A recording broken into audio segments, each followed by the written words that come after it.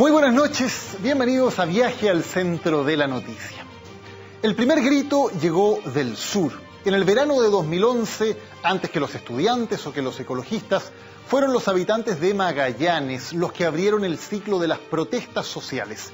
A ellos le siguieron Aysén, Tocopilla, Freirina. Distintas demandas, pero un diagnóstico en común: el abandono de las regiones por el asfixiante centralismo de Santiago. Siguió una comisión presidencial, un informe de 115 páginas y poco más. Hoy viajaremos al centro de esta noticia: las cifras económicas, sociales y culturales de la brecha entre Santiago y otros lugares del país, la polémica por la promesa de una nueva región en Ñuble, las propuestas para avanzar hacia un Chile más equilibrado y los obstáculos que siguen frenando la descentralización. Porque Santiago no es Chile, el viaje comienza ahora.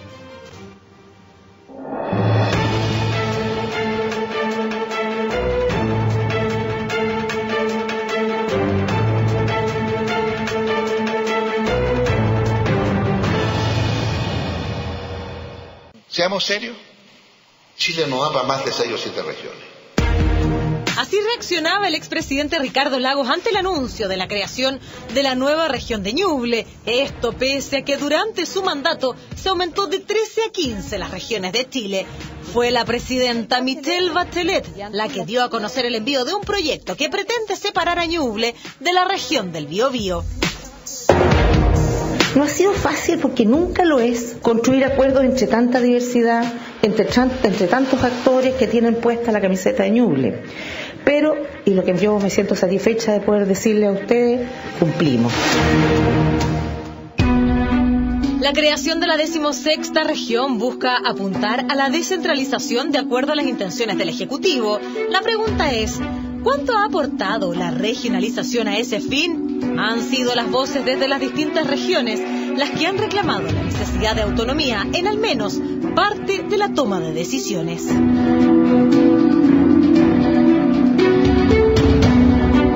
Regiones del extremo sur alzaron la voz. Las protestas en Magallanes en el año 2011, Aysén en el año 2012, dejaron en evidencia el abandono de las zonas más alejadas a la capital. Es que el poder y la toma de decisiones concentrado en Santiago, las oportunidades laborales y académicas, entre otros aspectos, favorecen su desarrollo, muchas veces en desmedro de las distintas regiones.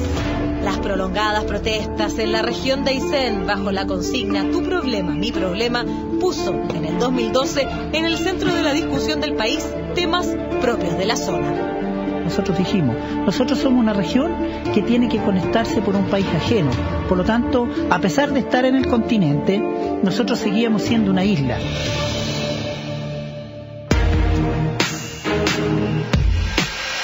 En el 2013 los habitantes de Tocopilla exigían mejoras sociales. Ya no querían viajar más a Antofagasta por una atención médica. Los tocopillanos dejaban ver un problema que afecta a distintas localidades, especialmente las más aisladas, como es la falta de especialistas. Si hoy no hay respuestas, yo creo que claramente el pueblo tocopillano va a saber expresarse, se va a tomar la ciudad y nadie va a entrar ni va a salir de Tocopilla. Las demandas culturales y sociales del aislado pueblo de Rapa Nui, los problemas de conectividad de la isla grande de Chiloé, la necesidad de autonomía en la toma de decisiones deja de manifiesto un problema que acarrea nuestro país: es el agobiante centralismo. Aportar a la descentralización ha sido un anhelo de distintos gobiernos, pero es aún un tema pendiente. En la actual administración, una comisión asesora presidencial trabajó largos meses y en distintos lugares de Chile a través de diálogos regionales. El resultado: propuestas en favor de la descentralización que reposan en el Congreso desde el año 2014. La pregunta es: ¿hasta cuándo tendrán que gritar las regiones? Esa era la nota de Macarena Morales introduciendo este tema, los problemas de la centralización en nuestro país. Y ahora, precisamente, Maca nos acompaña también para poner cifras, poner datos sobre distintos aspectos en que se nota lo centralizado que es Chile. Macarena, buenas noches. Buenas noches, Daniel. Claro, de inmediato vamos a poner en cifras específicamente este agobiante centralismo y que pesa sobre nuestro país. Y lo vamos a ver en primer lugar con algo que es clave y que guarda relación con la educación, con los estudios y las universidades, lugar donde se desarrolla la investigación precisamente. Las casas centrales de las universidades en Chile son 59 y de ellas 36 se encuentran en una sola región. Por cierto, estoy hablando de la región metropolitana. Casi 2/3 de las casas centrales de las universidades chilenas están solamente en este lugar, en Santiago. O'Higgins y Aysén no tienen ninguna sede central en su territorio, como tú ya bien lo decías, 36 de ellas en la región metropolitana y estas dos regiones sin sede central, casa central. Es una promesa del gobierno establecer universidades estatales tanto en la región de O'Higgins como la de Aysén, que por ahora solamente tienen sedes de otras universidades. Eso en el tema de la educación. Vamos a pasar ahora a la salud.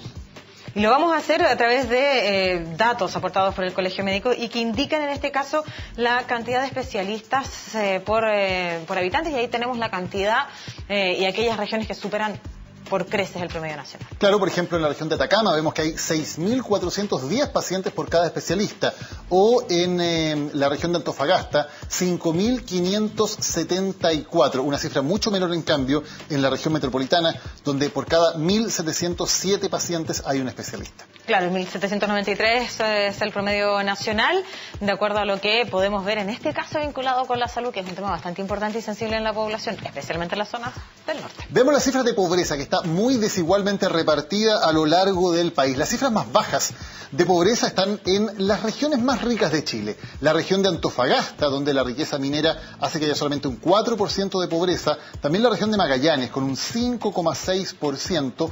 La metropolitana está bajo el promedio nacional, 9,2% de pobreza. Esta línea acá representa el promedio nacional, 14,4%. Y en cambio vemos que en el centro sur se concentran los mayores bolsones de pobreza. Claro, y por supuesto por la región de la Araucanía, la que encabeza con un 27,9%, la región del Maule, la región del Biobío también adelantando este promedio nacional. El costo de la vida también es diferente en distintas regiones. Un elemento para comparar, por ejemplo, es el precio del litro de combustible promedio en cada región. El precio más caro lo pagan en Aysén, 881 pesos, seguido por Los Lagos con 814 pesos. Bueno, vamos a ver la vereda opuesta. En la región metropolitana se pagan 784 pesos, Arica y Parinacota 777 pesos y la misma cantidad en la región del Maule, el precio de la benzina en este caso por región. Veamos las cuentas de la luz. ¿Cuánto sale la luz? La cuenta promedio en localidades de distintas regiones. Los precios más altos se encuentran, como ustedes ven, en las regiones del Maule y del Biobío. Ahí están, sobre 34.000 pesos en promedio por las cuentas de luz en localidades de esas regiones. Claro, 2 de las 3 regiones más pobres pagan específicamente esta cantidad. Y en cambio, bastante más bajo en la región metropolitana, en torno a los 19.000 pesos, y en la región de Atacama, 18.000 pesos. Este fue uno de los anuncios del 21 de mayo, cuando se dijo que se iba a formar un mecanismo para permitir que los precios de las cuentas fueran más parejos y además que hubiera más descuentos en las regiones que producen electricidad, porque una de las paradojas, evidentemente, por ejemplo, la vemos acá, es que regiones donde hay grandes hidroeléctricas que surten a buena parte del país, tienen esas mismas regiones los precios de la electricidad más caros. O sea, se llevan el costo de producir la electricidad con los problemas que eso acarrea y al mismo tiempo tienen que pagar más caro por la luz, un contrasentido increíble.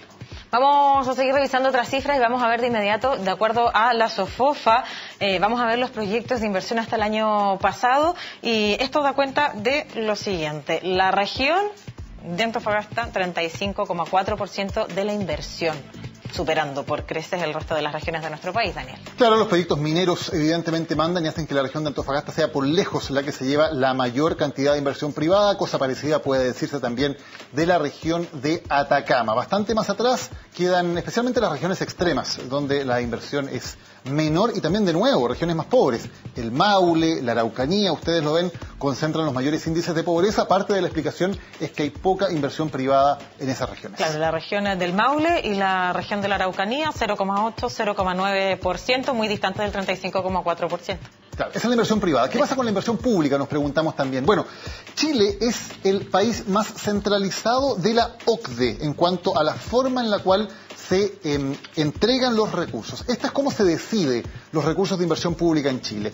En verde, ustedes ven la inversión sectorial, es decir, la que ejecutan los ministerios y sus servicios. Para decirlo en palabras simples, es la decisión que se toma en una oficina en Santiago. Claro. Se va a construir una carretera, se va a hacer una inversión, se va a poner un puente. Eso es el 70% del total de la inversión pública, es en oficinas de Santiago, de ministerios o de distintos servicios.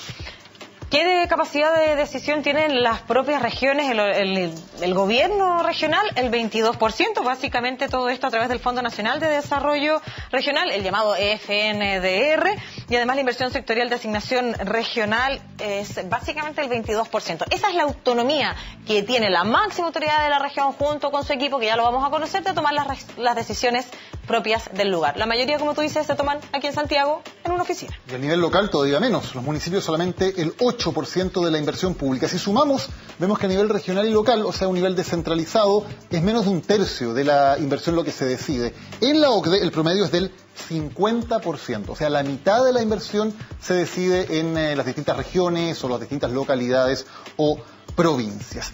Vamos a movernos hacia acá para contarles acerca de cómo se distribuye Chile en términos territoriales, porque ha habido bastantes cambios. Cuando Chile se convierte en un país independiente, su primera distribución en 1811 es dividir el territorio en solamente 3 provincias. Este es el primer mapa de Chile con 3 provincias, las de Coquimbo en rojo aquí, Santiago, que la vemos en verde, y Concepción en azul. Noten ustedes que aquí se acababa Chile, todo este territorio ganado en la Guerra del Pacífico todavía no existía, y hacia el sur estaban los territorios básicamente de la Araucanía y una serie de territorios en la Patagonia que no estaban habitados, un país mucho más corto en ese sentido y con solamente 3 regiones. A medida que van pasando los años, Chile va conquistando más terreno, va colonizando nuevo terreno también y va generando cada vez más divisiones provinciales. Y vamos a ver el mapa del año 1929. Así se veía Chile el año 1929, ya con una forma mucho más parecida a la actual. 25 provincias, aquí ustedes las ven: Tarapacá, Antofagasta, Atacama, Coquimbo, Aconcagua, Valparaíso, Santiago, O'Higgins, Colchagua, Curicó, Talca, Linares, Maule, Ñuble, Concepción, Malleco, Arauco, Cautín, Valdivia, Osorno, Yanquihue, Chiloé, Aysén y Magallanes. Esas eran las 25 provincias en que se dividía el país en 1929 y hasta 1976 se mantuvo esa división. ¿Cuál era el problema? Que al ser provincias bastante pequeñas se consideraba que tenían muy poco poder, era poco lo que podían hacer porque tenían poco peso económico y poco peso político sobre las decisiones. Por lo tanto, se toma la decisión de regionalizar, o sea, de fusionar provincias y convertirlas en regiones más grandes.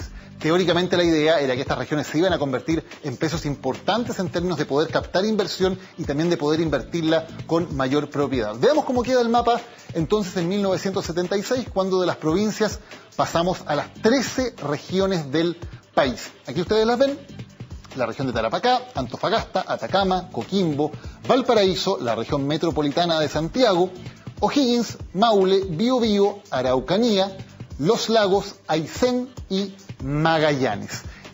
En un principio recuerden ustedes también que se hablaba de las regiones por el número, una práctica que implementó la dictadura, pero que ha sido dejada de lado con el correr de los años. Se hablaba de la primera, segunda, tercera región, etc. Preferimos decirle por los nombres, que son bastante más bonitos que sencillamente un número.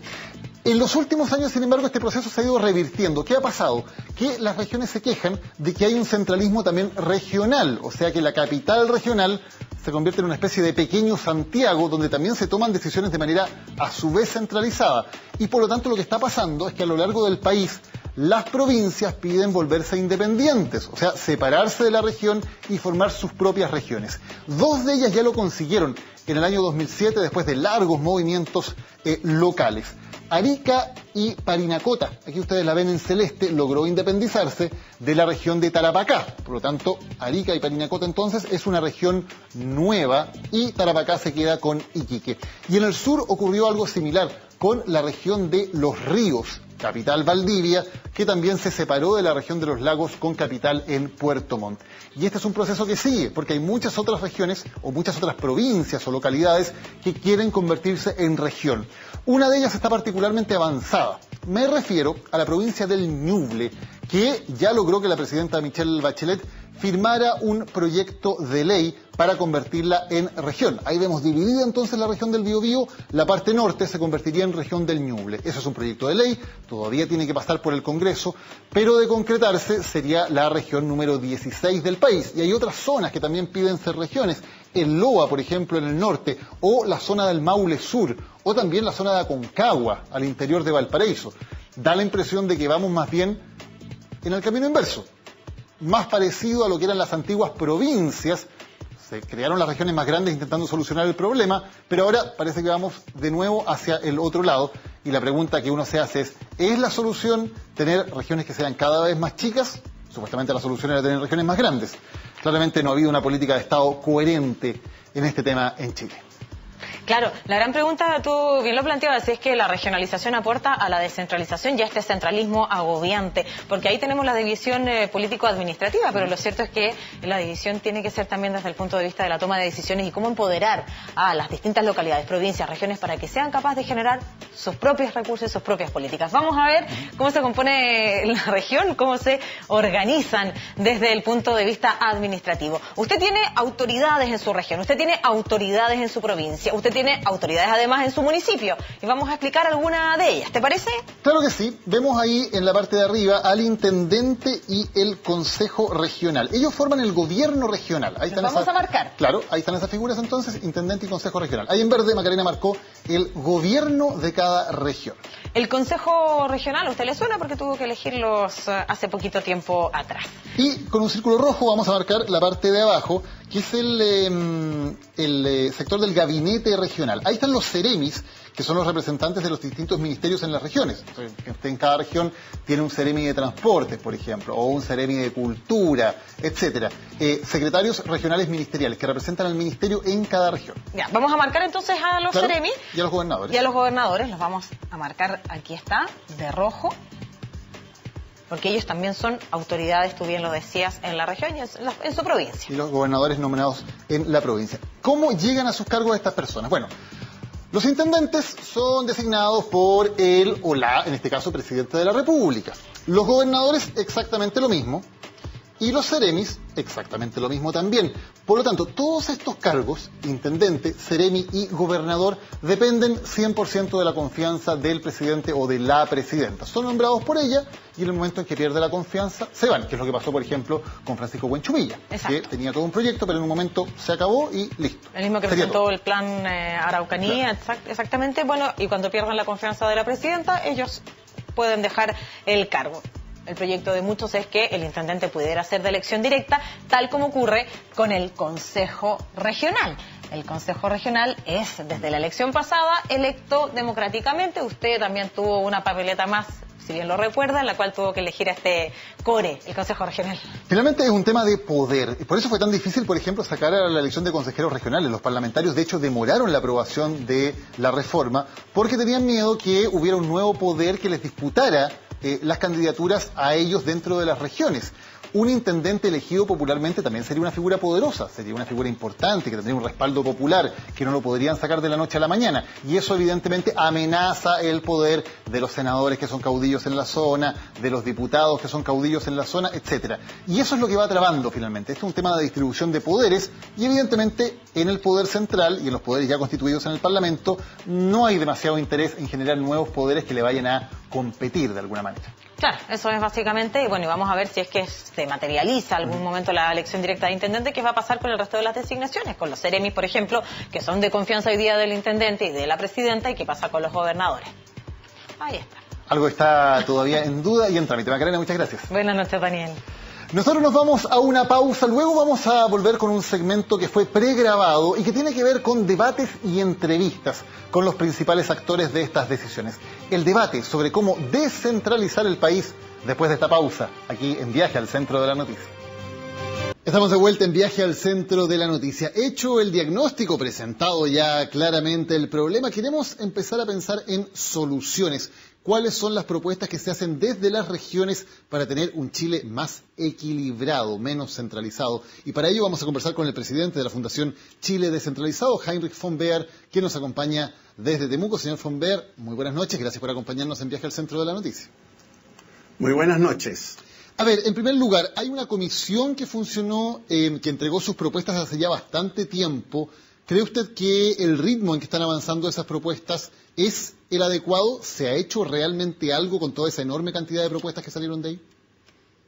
No, definitivamente no. Ya van más de 9 meses de presentado el informe de la Comisión Asesora Presidencial y de ingresado el proyecto de reforma constitucional. Es realmente una gestación con parto que aún no se sabe si va a ser de alumbramiento feliz y de desarrollo fecundo o no. ¿Por qué digo esto? Porque va demasiado atrasado y si no se recupera el tranco y el ritmo de avance de esta reforma constitucional de descentralización que hemos entendido como la madre de todas las batallas de descentralización, porque de ella depende el resto, y no se va a alcanzar a poner en práctica las primeras medidas, como es la elección de intendentes por la propia comunidad regional dentro del cuatrienio de la presidenta Bachelet, y eso sería muy grave e inaceptable por las regiones. Pero por otro lado, porque el contenido propuesto por el Ejecutivo de esa reforma constitucional dista mucho, hasta se contrapone con lo que propuso en forma unánime la asesora presidencial. Por ejemplo, se nos omite la declaración o la institucionalización del Estado unitario pero descentralizado, y se nombra con poderes de gobierno regional a una figura nueva, innecesaria e incluso preocupante, paralela al intendente electo y legitimado por la ciudadanía, que es un gobernador regional. Todavía confiamos que en el esfuerzo entre gobierno, oposición, senadores y diputados se logre la necesaria convergencia para perfeccionar en lo sustantivo este proyecto de reforma, de modo de asegurar su viabilidad y su avance expedito por ambas ramas del Congreso. Ahora, eso ha resultado bastante difícil. Yo me acuerdo, por ejemplo, cuando fue el tema de la elección directa de los consejeros regionales, que hubo mucha oposición, finalmente se postergó en un año, porque muchos parlamentarios estaban preocupados de que se pudieran levantar figuras que luego los fueron a desafiar en las elecciones parlamentarias. Ahora se ve también bastante resistencia a darle más poderes, por ejemplo, a un intendente regional, que también sería una figura muy potente. ¿Hay derechamente aquí miedo de algunos a perder poder si se le entrega mayor capacidad de decisión a las regiones?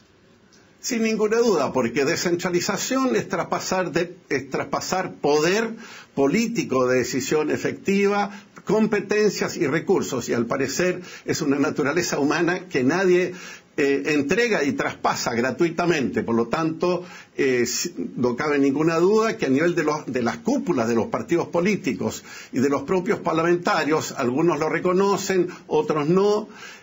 Tampoco no es justo generalizar, no se escucha suficientemente lo que ha pasado en todos los países del mundo, hoy descentralizados y desarrollados. Chile es el único país de la OCDE que no elige sus autoridades intermedias. El 85% demostrado en encuestas de la población del país quiere la elección de intendentes. En los diálogos regionales realizados el año pasado en una verdadera maratón de real escucha a las comunidades regionales, era la demanda más sentida. Además, tenemos que entender que la figura de los intendentes designados es obsoleta, es del pasado, porque no tienen estabilidad, no tienen capacidad de negociación de igual a igual con las autoridades del centro, y sobre todo viven un permanente conflicto de lealtades, lealtad al partido que los propone, lealtad al senador o diputado que los apadrina y que les resta su padrinazgo, lealtad al presidente o presidenta de la República que los designa o los revoca, y la última lealtad, que debiera ser la única y la primera, que es al desarrollo y al futuro de la región que gobierna, siempre queda postergada. En consecuencia, es disfuncional, por decirlo menos, para desencadenar nuevas oportunidades de desarrollo, el que esto se logre sin traspaso de poder político efectivo, de competencias y de recursos. Para desarrollar a las regiones y a las comunas necesitamos gobiernos regionales y comunales fuertes, y para eso necesitamos intendentes electos, legitimados, pero dotados de poder de recursos y de competencias. Para ser bien concreto y bien práctico, la gente pueda entenderlo con ejemplos, ¿qué cosas que hoy se deciden en Santiago en el futuro deberían ser decididas por autoridades electas por la gente en regiones?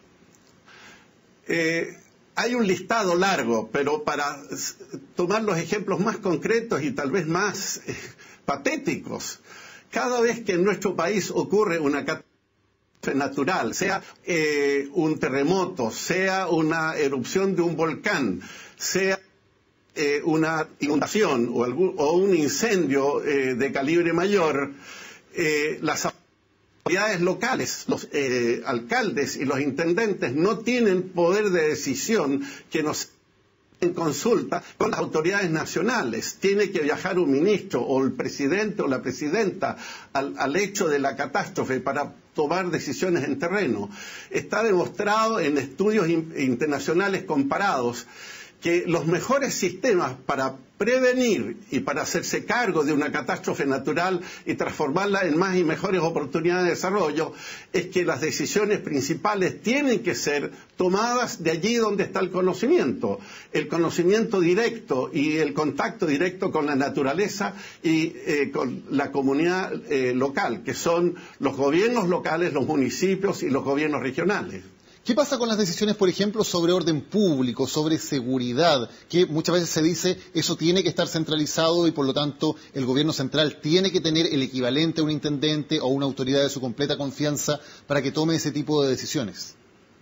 Muy buena pregunta, Daniel, porque en el análisis que nosotros como Comisión Presidencial hemos hecho al elegir y proponer el modelo de desarrollo territorial del Estado, así como hemos descartado en un análisis muy detenido el modelo del Estado unitario centralizado actual por ser disfuncional y obsoleto a las dinámicas del siglo XXI, también para el caso chileno hemos descartado el modelo de Estado federal, porque de acuerdo al tamaño de la economía chilena y de la población y nuestra configuración geográfica, no se justifica el costo burocrático excesivo de un Estado federal. Por lo tanto, hemos optado por una ecuación intermedia, que es el Estado unitario pero descentralizado. ¿Qué significa esto? Unitario en todo lo que es esencial a la unidad de la nación, sobre un territorio indivisible, y todas aquellas funciones que se ejercen igual o mejor desde el Estado central, pues bien, como son todo lo que es gobierno interior, lo que es seguridad pública, lo que es fronteras, lo que es extranjería, servicio civil y la supervisión de una serie de funciones de servicios desconcentrados pero no descentralizados en el territorio, que lo ejerza el gobierno central porque lo va a poder hacer mejor. En cambio, todas aquellas funciones que tienen que ver con gobierno regional, no gobierno interior, gobierno regional o gobierno local, que se ejerza desde los municipios y desde los gobiernos regionales respectivos. Y es por esa razón que nosotros consideramos realmente inaceptable y esperamos que el gobierno se abra a modificarlo, que en el artículo 111 de la reforma constitucional radica la función de gobierno regional en un gobernador regional paralelo y sobrepuesto a la figura del intendente electo y legitimado por la ciudadanía. En consecuencia, hay funciones propias del gobierno local, de los municipios, todo aquello que estos hacen igual o mejor, funciones del nivel mesorregional, lo que hacen los gobiernos regionales igual o mejor, y solo lo que estos niveles no hacen igual o mejor, eso le corresponde al gobierno central. Y eso, desde luego, a los ministerios del Estado, a los ministerios sectoriales y aparte de la dirigencia política, le cuesta entender y le cuesta desprenderse de esas cuotas del poder que actualmente detentan. Hubo una cuota de poder que ya se abrió con la primera elección directa de los consejeros regionales. ¿Le parece que es una experiencia que ha servido efectivamente de algo tener consejeros regionales elegidos? En general fue una elección donde la mayoría de los votantes no entendían mucho todavía, no conocían mucho quiénes eran los candidatos. ¿Ha provocado eso algún cambio significativo? Sí, un cambio positivo, un cambio para adelante, pero bastante defectuoso y desfasado lamentablemente, porque recordemos que este proyecto se instaló en el gobierno pasado del presidente Piñera. Lamentablemente el gobierno de entonces envió este proyecto de reforma con demasiada tardanza a trámite legislativo, la elección de los consejeros regionales.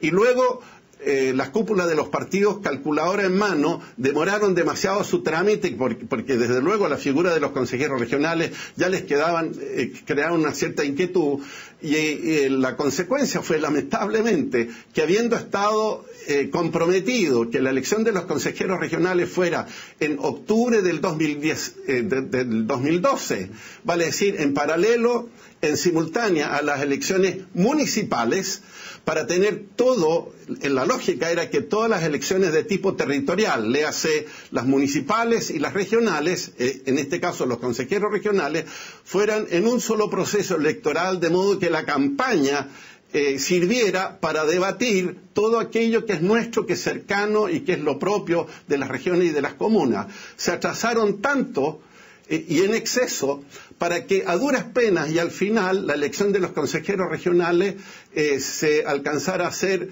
en simultánea a la pasada elección presidencial y parlamentaria, sin ninguna, además, lamentablemente, sin ninguna difusión a la ciudadanía, al electorado, con suficiente antelación para explicar cuál es el rol de los consejeros regionales, cuál es la importancia para el desarrollo de las respectivas regiones. En consecuencia, muchos electores no supieron, dada esa demora y la falta de difusión, de qué de verdad se trataba. Nosotros quisiéramos que esa mala experiencia de un paso en sí importante, de demorarse demasiado y de plantearlo en términos demasiado diluidos en cuanto a su importancia, no se reedite con consecuencias aún más negativas en la próxima elección de intendentes regionales. Por eso es que es tan importante dotarlos de recursos, dotarlos de competencia, de poder político de decisión autónoma y no rechazar aún más el trámite de esa tan importante reforma constitucional. Heinrich von Beer, muchas gracias por habernos acompañado desde Temuco hoy en Viaje al Centro de la Noticia. Buenas noches. Un agrado, buenas noches. Y nosotros vamos a la pausa, luego tendremos un debate con distintos puntos de vista acerca de otros temas que tienen que ver con la regionalización. ¿Tiene que haber más o menos regiones en Chile? ¿Qué pasa con los recursos, con la plata? ¿Cómo se destina? Eso a la vuelta en Viaje al Centro de la Noticia. Ya estamos de vuelta para seguir conversando en Viaje al Centro de la Noticia. Y nos acompaña ahora Bettina Horst, economista de Libertad y Desarrollo. Bettina, muchas gracias por estar con nosotros hoy. Y Esteban Valenzuela, quien presidiera esa comisión sobre descentralización de la que hablábamos antes. Esteban, muchas gracias también por acompañarnos. A ver, vamos a algunos temas que quedan inmediatamente planteados y que están muy de actualidad. Por ejemplo, ¿cuántas regiones debe tener Chile? ¿Más? ¿Menos de las que tiene ahora? Más allá del número de cuántas regiones debe tener, es que queremos que hagan las regiones. Porque la verdad es que para tener más de lo mismo, yo creo que no vale la pena seguir creando más regiones. Y es más, yo creo que los incentivos están mal puestos porque cada territorio quiere ser región porque para ellos no asume ningún costo. Y no necesariamente se traduce en un beneficio para la gente que vive en esa región o para la región que dejan atrás.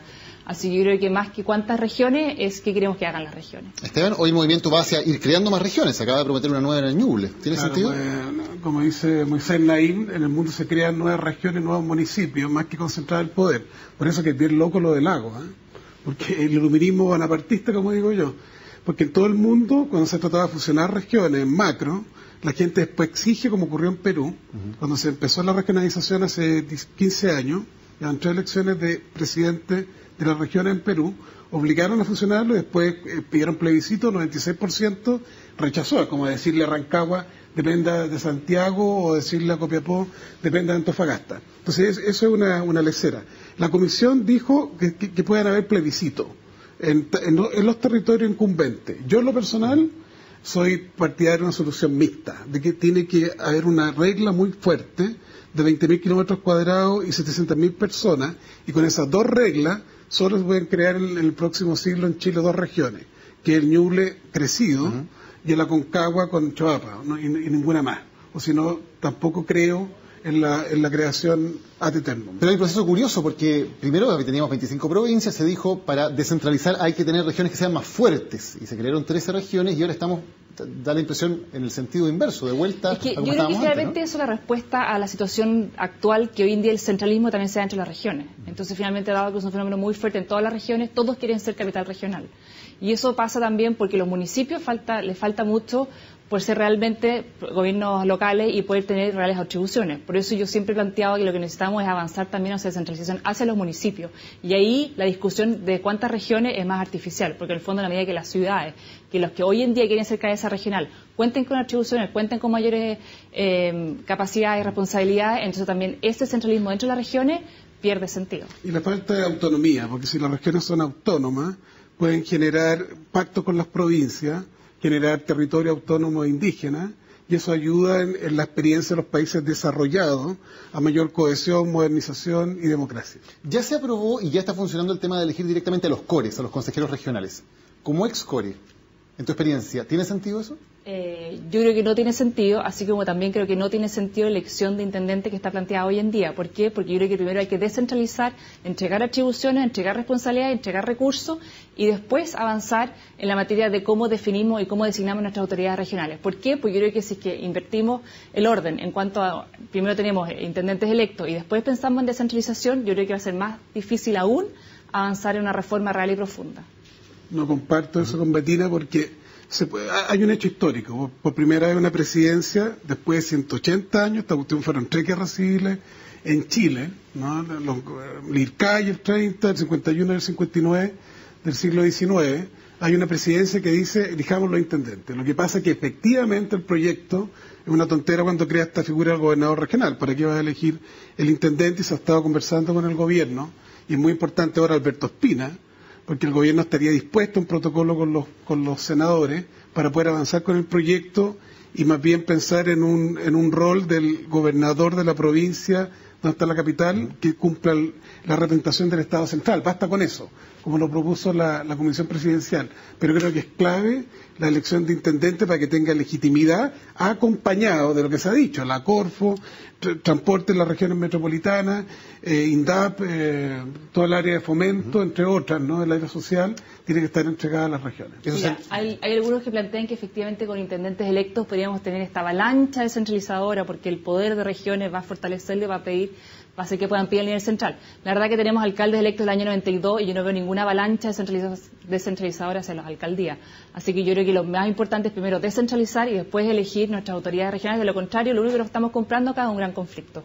Yo creo que, mira, los principales conflictos son en el interior de las propias coaliciones. Me acuerdo cuando Carlos Larraín acusó a la UDI que se había tomado la subdere y por eso ganaron más alcaldes de la UDI en la otra elección presidencial. Y ahora, si tú ves, peleas en la nueva mayoría. En mi región hay entre Castro y Letelier, entre Hugo Gutiérrez y Fulvio Rossi, porque son los brokers, ¿no? Como dice Arturo Valenzuela. Los senadores o parlamentarios oficialistas, como los dueños de los territorios, estos estados totalitarios orgánicos. Piensa que va quedando el califato islámico y Corea del Norte y Chile como los únicos países del mundo que no eligen al presidente de su región. Entonces ya no es un tema de modernización, es un tema de dictadura. Aquí hay una dictadura territorial que es muy importante que tengamos estos 13 sanos monstruos que van a pelear por devolución, poder, competencia y poder ensanchar Chile. 15. Pero en todo caso, lo que plantea Esteban muy bien, efectivamente la subdere siempre se ha visto como un botín político y qué partido se hace cargo de. ¿Y por qué es eso? Porque finalmente la subdere maneja múltiples recursos, no hay autonomía fiscal de las regiones y finalmente quien domina la subdere tiene una capacidad discrecional para entregar recursos a nivel regional. Hoy en día, como está el estado de la situación de nuestra región, nuestros municipios, yo creo que no es recomendable avanzar en descentralización política. ¿Por qué? Con un intendente electo que no sabe cuál es su presupuesto el próximo año porque se asigna vía ley de presupuesto y vía fondos que admiten importantes espacios de discrecionalidad desde el nivel central, obviamente que ahí los sesgos políticos son importantes. Por eso yo creo que hay que tener una buena y una robusta institucionalidad a nivel regional y local y después avanzar en materia de descentralización. Me molesta con la clase política y por eso estamos creando partidos regionales verdes en todas partes, ¿no? Con la derecha, con la nueva mayoría, es que siempre se habla del futuro, que hay que dar estos pasos, en vez de romper esta inercia de empoderamiento de los territorios. El proyecto que está en el Congreso tiene una serie de cosas interesantes. Obliga a los contratos región-Estado central, habla de presupuestos regionales. La presidenta, esperamos que lo cumplan, salvo que ciertos diarios conservadores y algunos de la nueva mayoría como Andrade, que ha sido como el dueño del bombo en eso, el ex secretario general del PS, de que no se puede avanzar en descentralización en este clima de reforma, podamos la presidenta cumplir con la ley de apoyo al financiamiento regional, flexibilidad, que pueda en algunos casos dar subsidio, que haya un fondo de convergencia, que el royalty minero quede en los territorios, que quede en el norte también para las zonas más pobres, que las forestales paguen algo, que tributen algo, igual que las centrales hidroeléctricas en los territorios donde están, y de esa manera dibujar un cuadro de empoderamiento. Pero se pueden hacer las dos cosas, como se dice en el sentido popular, caminar y masticar chicle. Aquí se puede romper esta inercia. En el tema de los partidos políticos regionales, Betina, ¿es buena o mala idea que surjan más partidos que sean exclusivos de las regiones? Yo creo que es importante que los distintos partidos, ya sean regionales o nacionales, tengan agendas regionales para aquellos cargos que son regionales o locales, ¿no es cierto? No tiene nada de malo que una persona se adscriba a un partido nacional, pero tenga una agenda local en el caso de un municipio determinado, un territorio determinado, una región determinada. En ese sentido, yo creo que en la medida que se facilite la creación de regiones y en el fondo que fortalezca la democracia, yo no veo ni puntos a favor ni puntos en contra. Es simplemente parte del juego democrático y me parece muy bien. Pero que sí me parece que es un problema que, tal como está planteado, hoy en día la agenda en materia de centralización no estamos comprando un problema, más allá de que romper con un paradigma. Y yo creo que efectivamente hay que avanzar en materia de centralización, pero sin que esto se genere una descentralización a tirones y sobre la base de conflictos desde regiones con el nivel central, que yo es lo que siento que hoy en día la reforma o las distintas reformas que ha planteado el gobierno van a generar. Se ahondan los conflictos con el modelo actual. Buenchumilla estaba haciendo lo correcto. Su última cena era su equipo político trabajando con los empresarios de una corporación privada en Araucanía, buscando caminos políticos para la violencia recurrente, que además algunos quieren crear Ministerio de Asuntos Indígenas, una tontera. Hay que empoderar a esa región, reconocerla plurinacional, buscar el pacto social, como han dicho, incluso ha estado muy bien un grupo de empresarios de la Araucanía diciendo, ok, hagamos una comisión como se hizo en Nueva Zelanda, el propio Espina ha estado en eso, que pueda decir cuáles son los territorios que hay que devolver, los predios que han tenido un problema de origen. Pero ¿qué ocurre con Buenchumilla? No es de la élite como algunos ministros de Santiago, que sean los gustitos que quieren y su dispersión, y es sacado de manera violenta por Burgos, ¿no? Entonces, que no sirven esos intendentes. Necesitamos intendentes que expresen actores políticos, una mayoría social en el territorio y no entender las regiones como una delegación y un jueguito de la moneda y su oligarquía santiaguina. Claro, pero podemos tener con intendentes, como el caso de Buenchumilla, que no lo pueden remover, pero un intendente con muy pocas atribuciones, con muy pocos recursos, que finalmente lo único que puede hacer es marchar desde Temuco hacia Santiago, quizás lo dejan entrar en este caso, pero que finalmente tampoco no va a poder dar solución a esos problemas porque no tiene ni las atribuciones ni los recursos. Entonces, por eso yo planteo, primero descentralicemos, demos atribución, empoderemos y después elijamos. De lo contrario, nos compramos un problema. Mentira, no te enojes, pero esa fue la receta en parte del régimen militar, de la dictadura, que ya entregó cuestiones, creó las regiones, sin preguntarle a las antiguas provincias. Por esa razón, muchas de las antiguas provincias han pedido volver a ser regiones. El caso de Valdivia, Ñuble, y también lo que vimos en Arica. Entonces aquí, más democracia, intendente electo va a permitir, como uno observa los procesos comparados, el francés, que el país más centralista de Europa, eligió presidentes regionales y al cabo de 20 años, lo hizo Mitterrand, al cabo de 20 años, Francia es ya un país que tiene un nivel regional fuerte, al igual que el municipal, yo eso comparto contigo, no es incompatible, es Y. Fortalecer las regiones y también los municipios. Otro tema, ley de rentas regionales. ¿Es una buena idea o no? Lo pregunto por lo siguiente. Uno ve, por ejemplo, lo que pasa con los municipios y claramente los municipios, algunos de ellos que tienen más recursos, se quedan con muchísimas más posibilidades de hacer cosas. Cosa de comparar Las Condes, Vitacura, Providencia con el resto del país. Si hacemos lo mismo en las regiones, ¿no va a pasar lo mismo? Que regiones que tienen riqueza propia, como las regiones mineras, por ejemplo, van a tener muchísimos más recursos que otras. ¿No se crea desigualdad? Matamala, mira, hay una cosa que es imprecisa, porque para ser justo con la historia, en la época de Pinochet, el Fondo Común Municipal es un fondo muy solidario. O sea, ahí los municipios del Barrio Alto aportan, ya incluso en algunos impuestos, 62% a los municipios más pobres. Lo que ha generado es al revés. Chile tiene estructuralmente municipios acostumbrados a no cobrar impuestos. Yo fui uno de los 4 parlamentarios que votamos en contra de un acuerdo populista entre la derecha y la antigua concertación que elevó las exenciones tributarias para no pagar contribuciones de bienes raíces. ¿Saben los teleaudientes solo el 19% de las viviendas en Chile el año pasado pagaron un pesito a los municipios, el 81% está exento. Entonces, ¿cómo queremos municipios fuertes, que hagan reciclaje, que tapen los hoyos, que limpien, saquen bien la basura, que complejicen sus servicios? Entonces, si Chile quiere una buena descentralización, tiene que haber esta descentralización fiscal, en que la gente exija además al municipio resultados, porque todo el mundo paga, aunque sea poco, la idea es que sea proporcional, pero que pague algo. Okay. ¿Betina?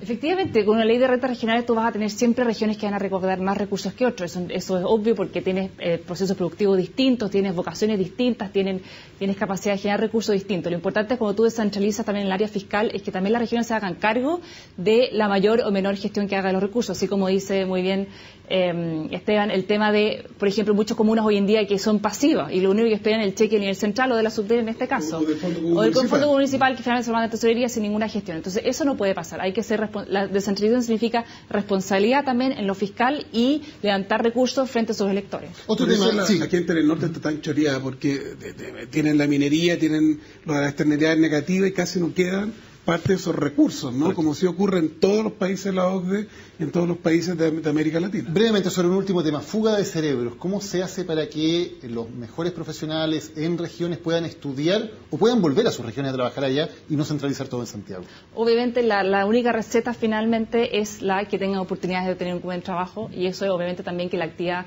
productiva se centralice y que también la gente pueda instalarse en regiones. ¿Por qué? Porque tiene buenos colegios, porque tiene buenos hospitales o tiene buen acceso a los bienes básicos. ¿Cómo se incentiva eso? No por una ley y no por el Congreso Nacional. Eso se produce a través del crecimiento económico de las regiones y eso se logra así que cada región puede determinar y puede limar los lomos de toro para que las inversiones también se instalen en regiones. Matamal, hay un error en la pregunta. A ver. Con respeto. El punto no es que regrese, si el 83% de los que ganan la beca Chile son clase media alta de Santiago y nosotros los privilegiados los que estudiamos en la Católica, en la Chile y alguna otra universidad. Y esa es la verdad. Entonces aquí, aunque muchos salten, las cuotas funcionan en los países democráticos y funcionan los fondos de convergencia. Hay que explicarlo en dos casos muy simples, porque de hecho así ha sido histórico. Cuando los traidores, entre ellos yo, nos opusimos a las platas Transantiago, obligamos a que tuvieran que preocuparse del transporte público de regiones. Fue la única manera de que reaccionaran. Entonces acá hay que hacer lo mismo. La mitad de los fondos de Fondesit, de las becas Chile, tienen que ser cuotas por regiones. Y la otra mitad, concursos a los que quedan en las mejores universidades y hablan bien inglés. Pero tienes que hacer un upgrading, ayudar con cuotas, a discriminar positivamente para que las regiones mejoren. Lo mismo, los consorcios.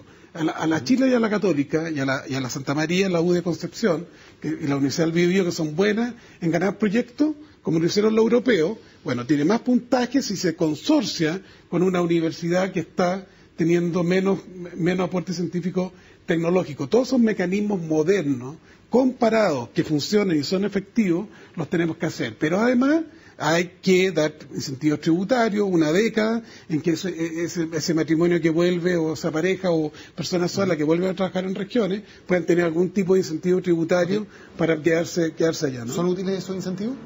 Yo creo que las oportunidades están dadas por la capacidad de generar sus propios ingresos y de acceder a un buen trabajo en regiones y a buenos servicios básicos. Betina, ¿y cómo logramos que algún médico se vaya a Tocopilla? Que se vayan a si hay buena infraestructura y si hay una buena capacidad y buena oferta laboral, se van a ir. Está hiperconcentrado este país acá. Todo vas a dar aquí los incentivos tributarios para privilegiados. en regiones, van a hacer un loop y van a volver de nuevo a Santiago. Si al final del día lo que más importante es que las regiones puedan crecer y que el Estado funcione para que facilite la inversión en regiones. Betina, Esteban, muchísimas gracias por habernos acompañado. Se nos acabó el tiempo, lamentablemente. El tema queda para mucho más. Gracias a ustedes por habernos acompañado hoy en Viaje al Centro de la Noticia. Buenas noches.